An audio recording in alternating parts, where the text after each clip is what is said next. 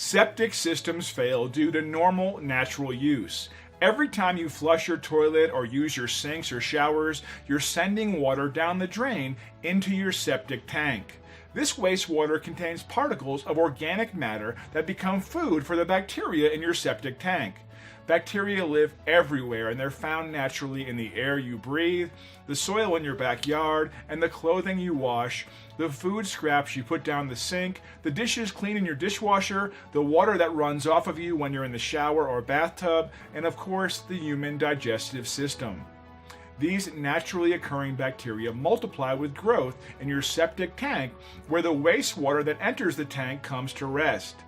Once the wastewater enters your septic tank, it naturally separates into a floating layer of scum that stays on top, and the heavy particles of sludge all settle to the bottom.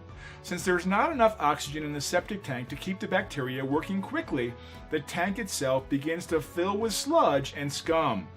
The tank will always look full if you open up the lids, because the purpose of the tank is to hold back the scum and sludge and only let the wastewater, known as black water, to pass on through to your drain field.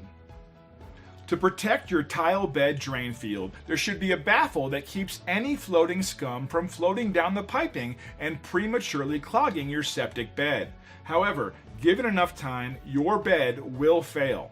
As the partially treated wastewater enters your tile bed or drain field, the naturally occurring bacteria in the bed go to work at a high rate.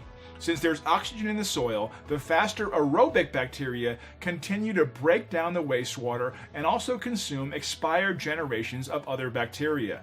Yes, bacteria eat wastewater, but also eat other bacteria.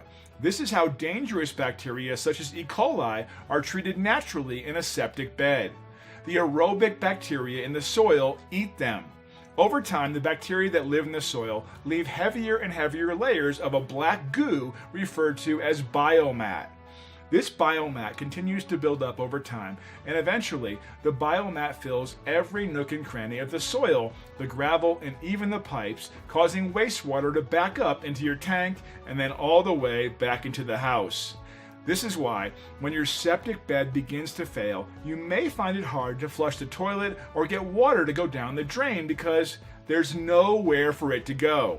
You may also see wastewater leak out of the septic tank lids or have breakouts on the lawn as the pressure from the water pushes up against the soil and spills out onto the surface as smelly black puddles of sewage.